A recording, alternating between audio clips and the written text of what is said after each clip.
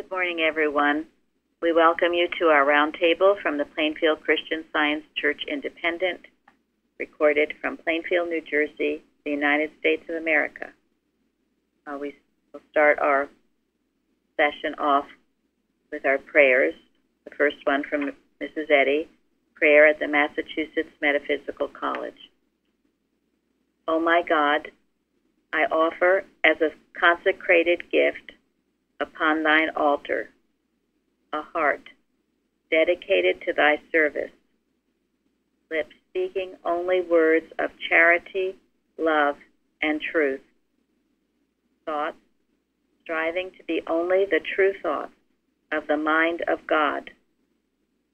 Help me to endure unto the end, strong in the faith, powerful in the truth. All the influence that I can bring to bear, all the force of tongue or pen that is mine, I offer in thy service. May heaven help, consecrate, and accept. And then miscellaneous writings, page 279. We today in this classroom are enough to convert the world if we are of one mind. For then the whole world will feel the influence of this mind, as when the earth was without form, and mind spake, and form appeared. Mary Baker Eddy. Morning is Sunday, June 4th, 2017. Our subject today is God, the only cause and creator. Golden text, Luke. Our Father, which art in heaven, hallowed be thy name. So today we will start with a little bit from the Bible, since yesterday was devoted to the armor of God entirely, and it will be continued next Bible study. Thank you, Linda, and thank you all. Any comments on golden text or responsive reading?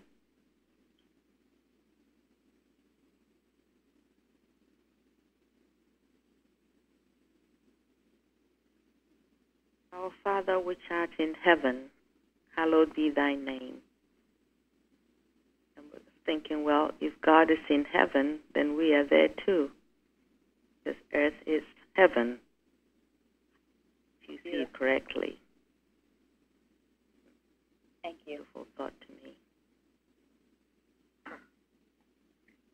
You know, one thing we were taught here in regard to that, hallowed be thy name, that God's name is the only name to be hallowed.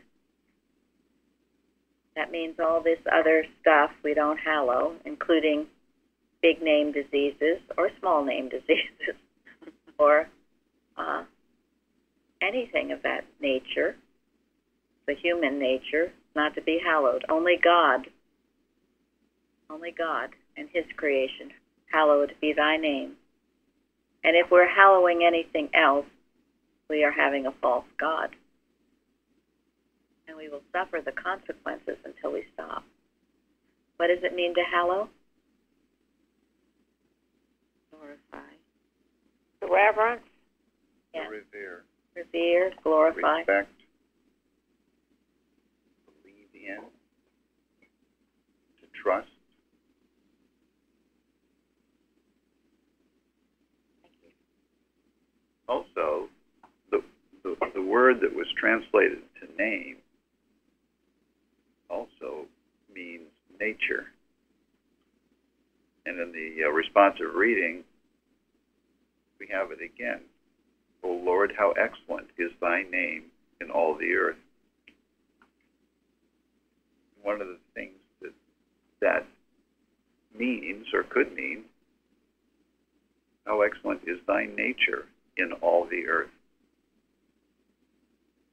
And I was thinking about that this morning, and that means that all the earth is a manifestation of the nature of God. that everything in our experience, everything, not only in heaven, but in earth, is God manifest. And therefore, it's excellent. It's perfect. It's as good as it gets. And I thought that this is, because, and why? Because God is the laws that govern everything. And if we see that, that's the beginning of healing. See God manifest is to see reality. And that's what Christian Science is all about, to teach us to see what is real. Thank you. And since global warming has been such a hot topic this week, and probably is on people's minds, hot topic, and that was not intentional. That was not a pun. That was not a pun. Well, anyway, this lesson addresses it, and we can speak to the witches of Endor. We can seek other solutions to it, but you've got to understand the only solution isn't God being the only cause and the only creator. And please let us not watch disaster movies and other things that fill our thoughts with great fear. We trust God. We know the past belongs to Him. Present is all that's now, and the future is in His hands. And if we know there's a good God, then we will be doing much. We will have a watch on it this coming week. But it's got to be handled, and it's got to be handled in a Christianly scientific way, because that's where the ultimate answer is. I'm sure you all agree with that. You would have to be if you call yourself a Christian Scientist. There were some beautiful things on the forum about the Shumanite woman, written by Florence, Jeremy, and also Bob.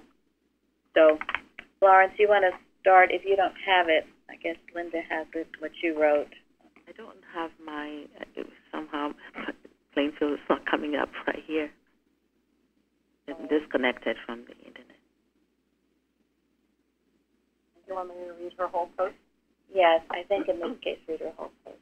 Okay, so it was a quote from 2 Kings 4:13. He said unto her, say now unto her, behold, thou hast been careful for us with all this care. What is it to be done for thee? Wouldst thou be spoken for the king or for the captain of the host? And she answered, I dwell among my own people. What this Shumanite, and that's the end of that quote. What this Shumanite demonstrates here is quite an example for us all to do good without any hidden agendas. From John Gill's exposition, a quote from being spoken to the king. And John Gill writes, that her husband might be promoted to some post in the court or in the camp, intimating that if either of these was agreeable, Elijah would speak on his behalf, having interest in both through his services in Edom.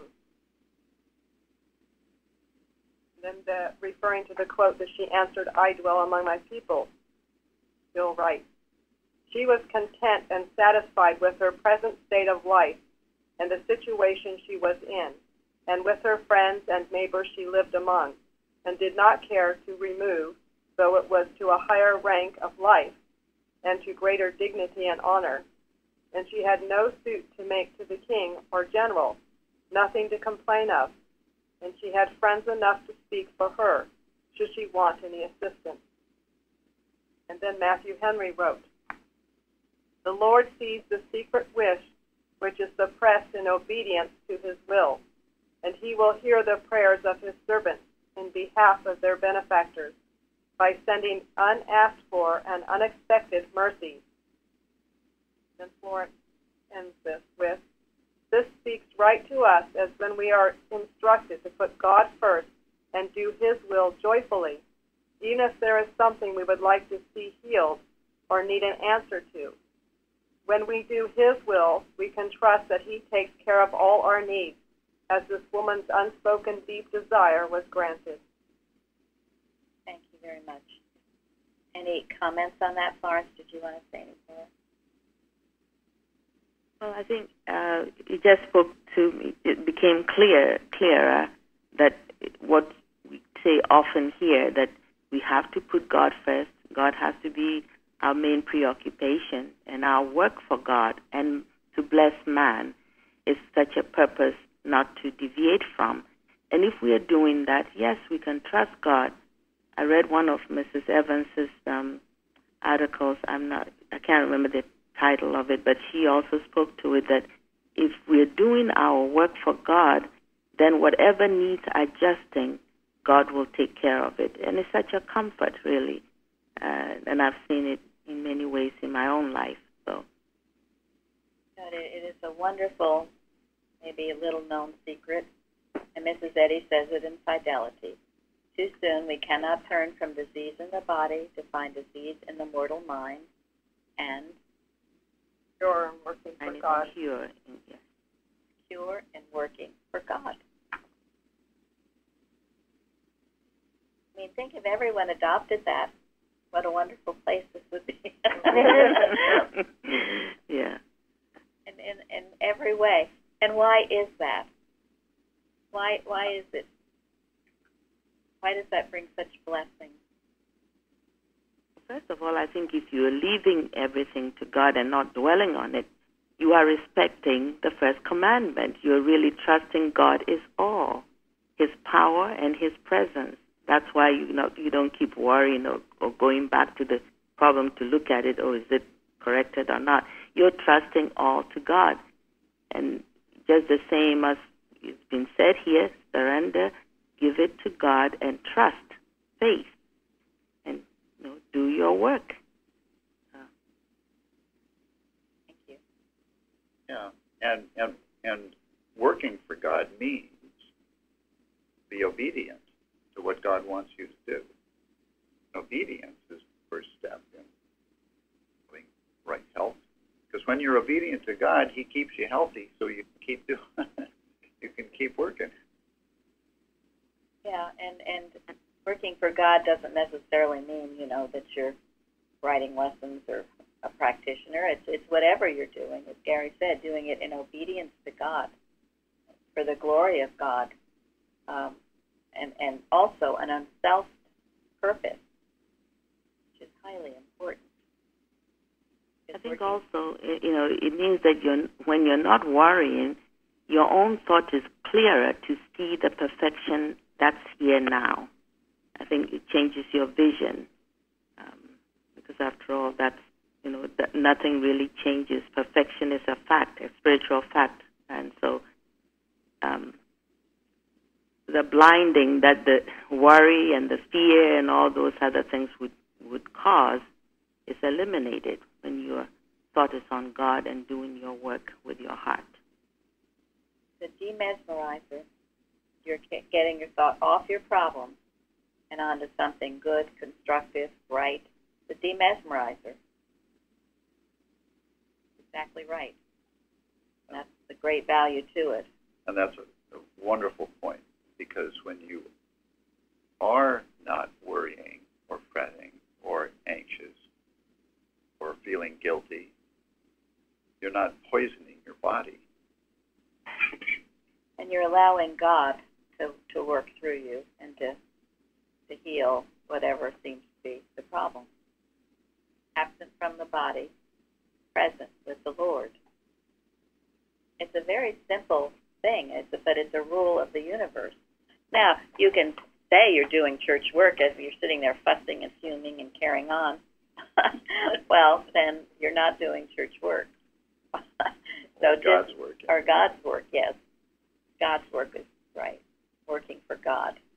So that's the key, okay? Working for God. And if you're working for God, you are, yes, obedient, you're loving, you're honest, you're joyful, all of those things you will be. That's a demesmerizer, and it's healing. And I tell you, it works every time when applied correctly, without fail, because it's a law and a rule and a principle of the universe. Try it. You'll like it.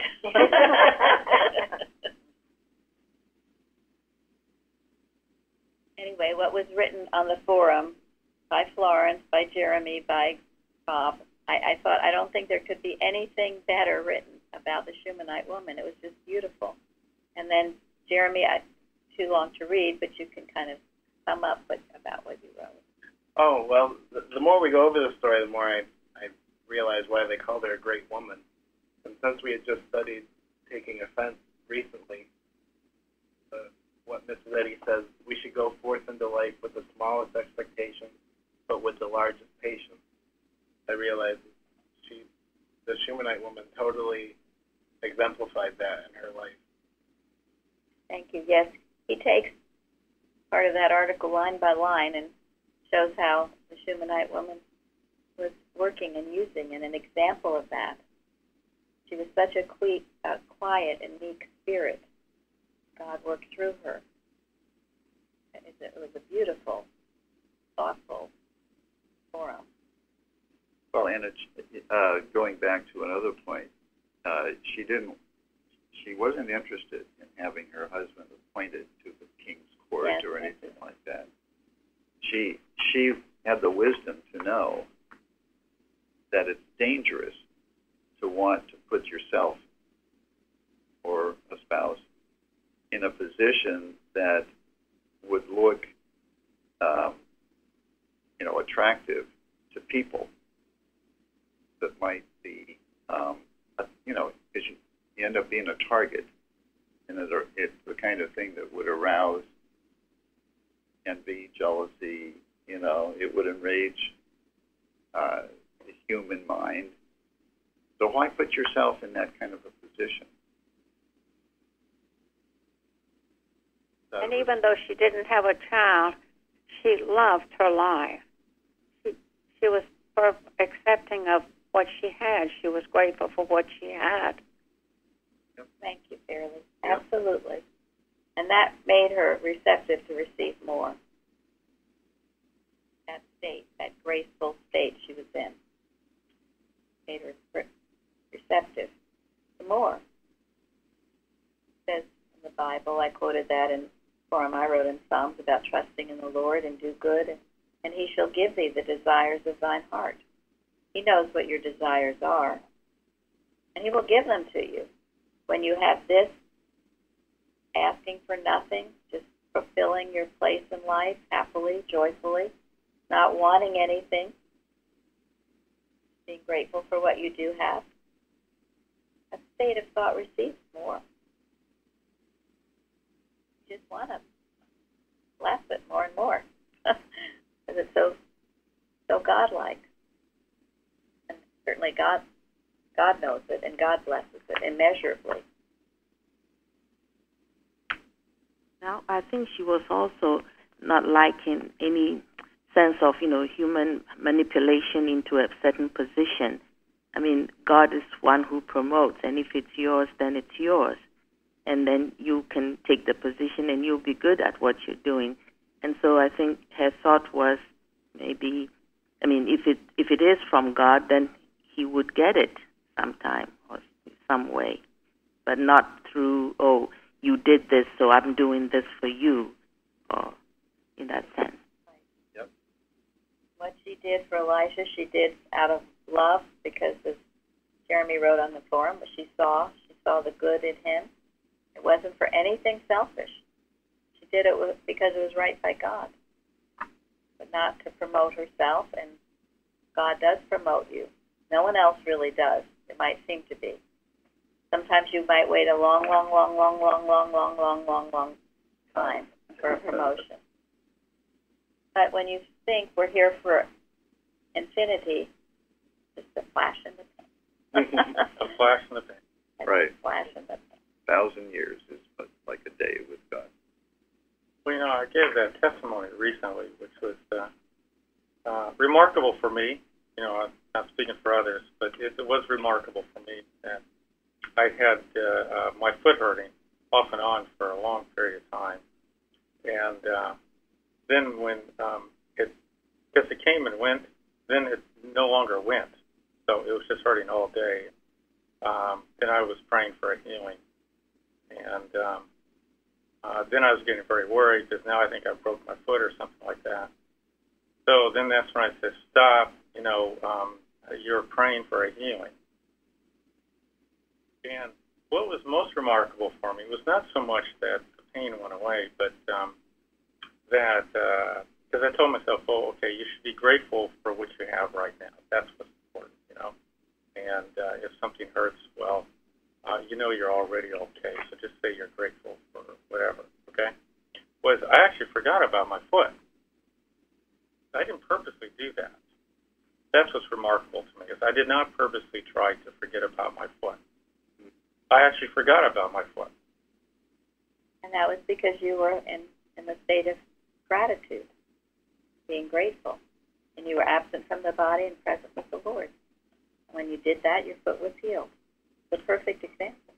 And then even I was, there was this corporate challenge I do in Central Park, and so I'm not really much of a runner. So for a few weeks before it, I was gathering a group of people together. We'd go to Central Park and go running. And even then, I didn't really think of my foot. Wonderful. So not a lot of running, but, we'd go out and run for about 3 or 4 miles once a week. And I really never thought about my foot. In fact, when I did think about it, was just before I gave the testimony. Wow. Because I'd come back from running and I go, oh, yeah. Well, I should talk about that tonight. But that's when I remembered it. But I guess that's remarkable. I just forgot about it.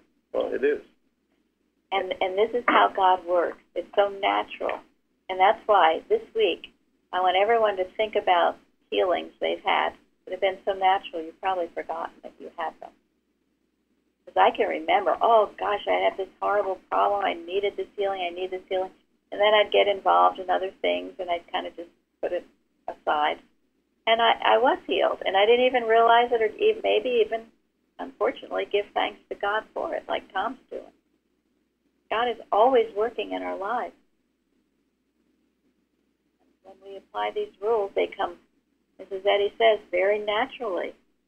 This is like the sun dispelling the darkness. It happens so naturally. And then the temptation, see, Tom didn't do this, but the temptation is to say, oh, well, it would happen anyway, or yada, yada, yada. No gratitude to God. And then you wonder why you're so fearful and have no faith, and there's a reason for that. You're fearful and have no faith, it's because you're not acknowledging His presence and power. I think there's an important distinction that people should understand, is that this is not ignoring a problem. I mean, so much I think in Christian Science, or maybe people observing Christian Science, see that they ignore problems, and the problems become worse, and they go straight downhill, and things are pretty awful, okay? And they say, oh, I don't understand those Christian Scientists, because they ignore problems, because everything's okay, love, love, love. See, what we're saying is that you are very active in Christian Science. You're very active with God. You're very engaged in some way. I mean, for me, it was just thinking about what I'm grateful for, but it's not ignoring it and saying, yeah, I know it's not real, but it's somehow being engaged and being very active, thinking about God. That's really important. It is. Thank you very much. It's a hugely important point, because that's exactly right. That's what has been observed, that we just ignore problems. And it's not ignoring it at all. Big difference. Thank you for making that distinction. Right. Because the answer is to be active, as you said, active, working for God, and being grateful for what He has given is part of working for Him. But you can't really do anything for Him if you're not grateful for what He's doing. And go ahead. I was just going to say that the only protection is in the work, and it makes me think of Discerning the Rights of Man, how Richard Oakes, when he was trying to stop doing the work, he had like a plane crash or something, and something else, but then he got back to work, and then he was protected again. Is that in the pamphlet? I believe it is. Yeah, it is. Yeah. So it's something he had told us about. Yeah. He tried to run and hide and not do the work. It was sort of like Jonah. not do the work of getting the Carpenter books to England and making sure that they would never be lost to mankind. And when he did that, he was in a plane crash. And he survived it, which was miraculous, because the plane didn't survive it. Nothing else survived it, but he survived it. Not only survived it, but he completely healed of it and went on to do the work that God had given him to do. I remember him speaking about that when he visited us several times. And he knew only God could have done that. He was trying to avoid what God was giving him to do. He found himself in the belly of a whale. But history is full of examples like that, of people who have a divine mission, who have carried out that mission, who have been protected in their carrying out the mission. And they're not all Christian scientists. I mean, think of George Washington, and many others. And many others. I mean, I think of some of the things that Winston Churchill went through, before and during World War II, and how he helped pull England out. I mean, there's a lot of examples. God is no respecter of persons. You're active, fulfilling your mission. Boy, God protects you and provides you with what you need. The Shunammite woman, she was happy doing what God had her to do where she was. She didn't want anything else. And God gave her what she needed. In those days, women couldn't own anything. So if you didn't have a husband, you were literally in poverty. So in those days, it was important to have a son who could care for you. And God provided her.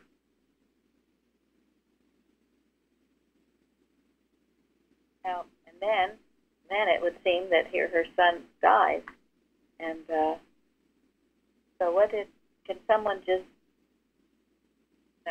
tell us what Bob wrote about on the forum concerning Elisha and how he healed him, referring to verse 27. It says, "Let her alone, for her soul is vexed within her, and the Lord has hid it from me and hath not told me."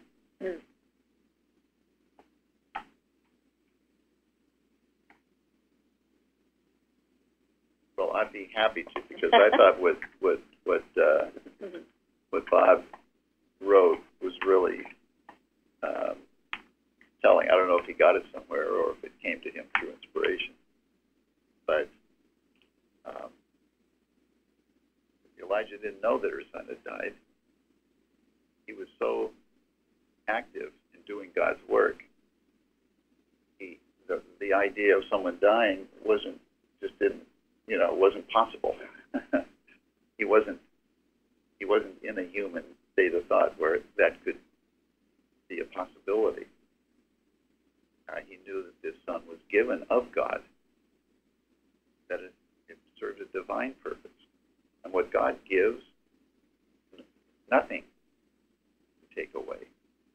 So it wasn't even in his thinking. So when she approached him, he knew that this was a mistake. He knew that God's goodness could not be reversed. That is how he was able to bring the boy back.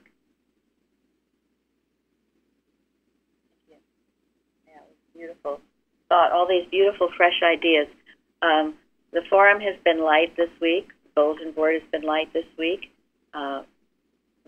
We had our membership meeting and also board meeting recently, and actually the donations have gone down from last year. So remember, if you are grateful for this church, you are the ones that keep it going. All of us. This is all of us. you don't realize, because sometimes it just sounds like maybe a few of us are talking, but usually both at the Bible study and the Roundtable, we have anywhere from 50 to 70 people listening live.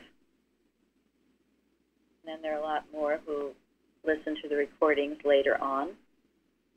We have people who are coming to our website often, and it's like a restaurant.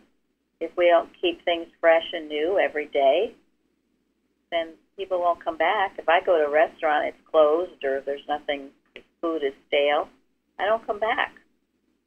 So we have to do it, not just a few. We, all of us, remain active. And you all have something to offer. You all have something to do for God. You all have something to contribute. Where two or three are gathered in His name, there He is in the midst of it. So we will move on now. We could stay forever to the Bible, but we move to science and health now. Number one, I think I'll start calling on people. I hope that all of you listening have your full text lesson. I'll try Suzanne, since she wrote about the first. Suzanne, can you read the first statement in Science and Health? Yes. The creative principle, life, truth, and love, is God. The universe reflects God. There is but one creator and one creation. This creation consists of the unfolding of spiritual ideas and their identities, which are embraced in the infinite mind and forever reflected. These ideas range from the infinitesimal to infinity, and the highest ideas are the sons and daughters of God. Thank you. And what did you write about principle on the forum? You don't have to read it. You can just paraphrase. Yeah, if I remember, I looked up what the word principle meant, and it was what was the origin. It was different than what I thought it meant. It was more about creation. I don't remember exactly what I wrote, but Operative cause. You wrote operative cause and the cause and source of origin of anything. I thought it was beautiful. It helped me understand principle better. It was very interesting. oh yeah, here are my notes. Yeah, I just always thought of principle as more of a general truth rather than the cause, source, or origin of anything. It was just like really a revelation to me, actually. So Thank it you. was a surprise. I don't know how I could have missed it all this time, but it was neat. It was good. It was good. It helps explain why when Mrs. Eddy lists the synonyms, principle is the first one. Exactly, yeah. It was just, I love how in Christian Science we're constantly, everything is always new. And, God's work is finished, but for us there's a constant revelation of what's already there. And so it's always fresh and new. And there's just always something to be learned every day. It's just part of the beauty of this revelation and God's ever renewing progress, just as part of the laws of the universe. We have to constantly be moving forward. Thank you very much. And that's why so often I thought, I know the definition of something, but I look it up and no, I didn't, or I don't. So always wonderful. Thank you. And it should be fresh and new. And if it isn't, and if reading the lesson's not fresh and new, you rouse yourself to where it is, because it means you're going into a sleep. So rouse yourself. Exactly. Yeah. Start looking up some words. Start thinking about what you could write on the forum. Stay active. However slow, you'll be making progress, as Mrs. Eddy says. So, thank you. And principle, we don't have a lesson on principle, but principle goes with all the synonyms. It has to be. It's what supports the synonym. And here the definition is the origin of it, and it's the laws of it, each one. Now, think of what that statement is saying. Unfolding of spiritual ideas and their identities. And we're embraced in mind and forever reflected. That means you are an unfolding idea. You're embraced in mind. You're forever reflecting God. No interruption to that. Instead of worrying about some personal little problem, start thinking about this. And from infinitesimal to infinity. What's infinitesimal? So tiny you can't see it. Yes. Okay. And in one of the next ones, she talks about an atom, God creating the atom, all of it. So that means no little bad bugs, no little bad germs, no little bad allergens floating around that cause havoc. Who said that? Hallowed be thy name. Hallowed be thy nature. God didn't say it, so therefore you don't have to have it. And if you do have it, it's a misconception about his creation. Yes, it's the atmosphere of love divine, right? Yes. But, you see, the world is worshiping the other. It's put before you. They seek the witches of Endor. Oh, ooh. All the stuff flying around in the atmosphere. You get on a plane, you are doomed. You're going to get sick. I mean, it's everywhere. People talking about it, and we've got to talk this up even more because there's an evil cause floating around out there doing harm. But if God is the only cause, that wipes that evil cause out. No such thing. It's all in belief. Yes, in the realm of belief. No other origin. No other origin, but you have to, here's what Tom was talking about earlier, you've got to be living it, you've got to be active in this truth, you've got to be thinking about this. It's the scale. Mrs. Eddy talks about the scale. If you're thinking more about the allergens flying around and everybody's sick, well, then that scale's getting higher and higher, and your Christ-like scale's getting lower and lower. You've got to dwell, you've got to stay in the science, in the Christ, in science. And then healing can take place. It's not, allergens, germs, bugs, all the stuff that people are saying causes things that God would never cause. Okay, let's see. Number 2, Jeffrey.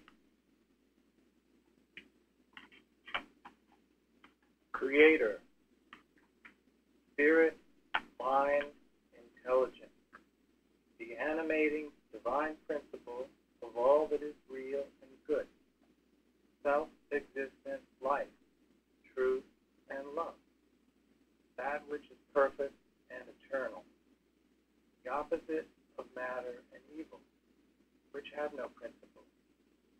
God, who made all that was made, he could not create an atom or an element the opposite of himself. Thank you. And there's the word atom that I was looking for. Yes, not even an atom. So, and the word principle in there too. The principle of all that is real and good. The animating divine principle. What puts it to life. The origin, as we read about, but it's also the laws. So when you're thinking, think on these things. Okay, Anyone want to say anything more about that? What a beautiful definition of our Creator. I don't think you've ever created a thing. Not the creator of anything. Only God creates. That's why we can't have global warming, all right? Okay? And I'm certainly not in favor of trashing our planet. We handle the beliefs of greed and waste and all of that. We handle it by living a right life ourselves, and also by knowing that as a child of God, no one can express those qualities. But God's created it all, and it's good. God cares for it. He does, and He maintains it. Perfection. That's because the laws that govern the universe are good. There's no such thing as an evil law.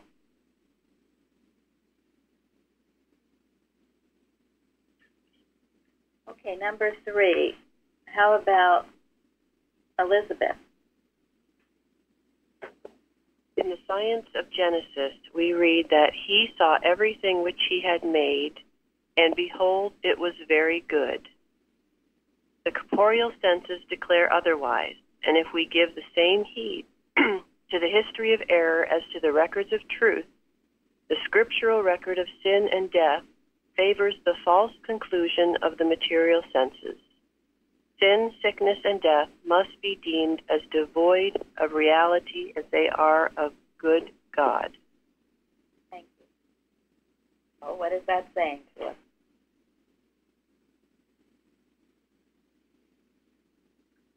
Well, what is that big if in there? There's a big, big, big, big if.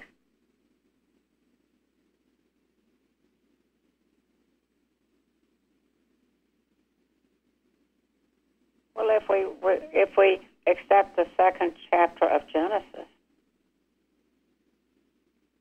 Yes. If we dwell on the history of wrong, of error, of mistakes, of bad stuff, if we dwell on that, if we give it life and reality, if we think it's some evil thing that has to be fought, dealt with, but we're sunk. We're starting on the wrong foot.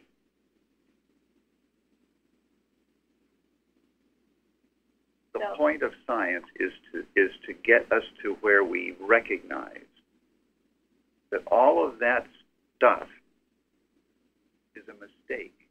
It's an illusion. It's not the reality of what God made. And only if we start there to see its unreality can we do something good about it. There always seems to be a reverse of the truth. It's not real, but it's always there. Well, and it's like you said fairly up in the beginning. It's the second creation. It's the Adam dream. Yeah. It's Adam dream, and so you look to the Adam dream to find your answers. So that's what people do. Oh. Let's delve more into the Adam dream to find out what really is going on. I'm telling you, it's worse confusion, confounded, or whatever. They keep changing it. They change it every day. Yes. Mrs. Eddy warns us about this, doesn't she? Yes, Science and health. Yes, she says the lie is always at work. Where truth is everywhere. But where the truth is demonstrated, the lie is always there to counterfeit it. So we need to be alert to the working of evil, because the lie will always try. It has no power other than to persuade you, but it will always try. Somewhere she says the serpent nips at the heel, right? It's always nipping at the It's heel. always nipping at your heel, but you keep your foot on its head. You keep moving. You don't get lethargic and apathetic, you don't come down to the plane of, oh no, thank you, and start discussing the Adam dream with all your friends. They want you to stop the work.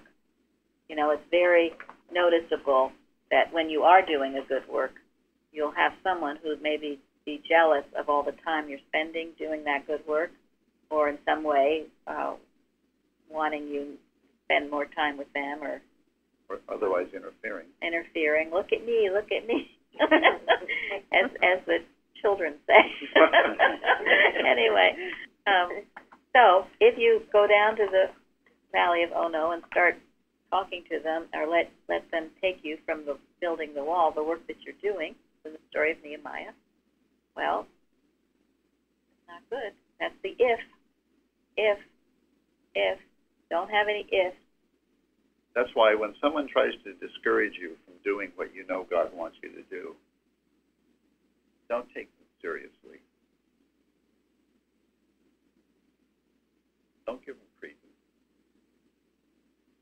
Treat them like a naughty little kid. Go to your room and sit down. Well, it's true, because error will try in any way it can to get you to stop the work. And you just keep plowing along, undismayed, amid the jarring testimonies, as Mrs. Eddy said. I just wanted to say about that, you know, it was important that the Shumanite woman didn't have an agenda, but it's also important to realize that error does have an agenda. And like Joseph didn't realize that when he went into the house with just the woman in there, that, you know, there would be that agenda. Sort of paid for that. So I have always, I thought before coming here that, you know, everything will just leave me alone if I just do my work, but that's not true. So, well, no, that's very that's true. not Yeah, true. right. Yeah, right.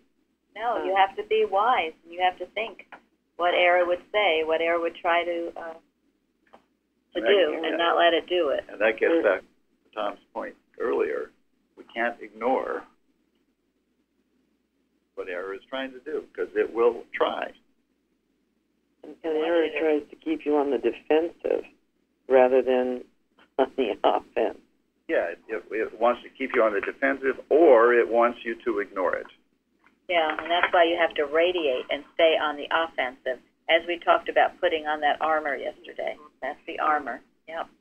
All right, I want to make sure we have time for this article by David Keeston, What Prospers Healing, which we're going to read a little bit each week. And it's very important. He's making the case of what prospers healing.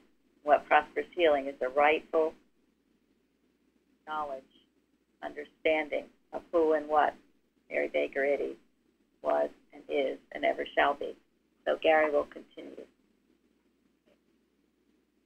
So, Let's see if we can go to that. all right, okay. We'll see. In Sue Harper Mims' recollections, an intimate picture of our leader's final class, is related a story in which Mrs. Eddy asked Mrs. Mims to provide an explanation of the scriptural passage from Luke, quote, "And they found the stone rolled away from the sepulchre," end quote. The stone, I said, was the concentrated human belief that life was limited, and they saw that life had rolled it away, and that man was immortal, that he was never born and never died. I closed by saying, they saw what our beloved mother has, through science and health, enabled us to see. Through the book we have seen all they saw and more, and we owe it all to her, to this beloved one who is God's messenger today. I had given her back the book and gone back to my seat. She said, in effect, "You have given a very beautiful exegesis of the text, but I have one objection. I may say I have one fault to find, and it was not necessary to mention me." Then I wish you could have seen that class. One arose with wet eyes and said, "Mother, how could we forget you?" Judge Hanna got up, and it was one of the most heart-rending things I have ever heard in my life, as he said, Mother, let me tell you this.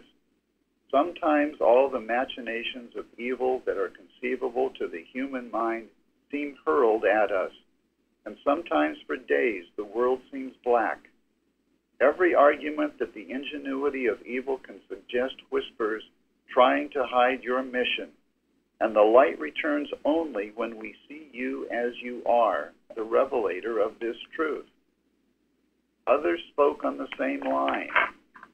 It was the most beautiful thing, and you see that had to be brought out. She had to be acknowledged.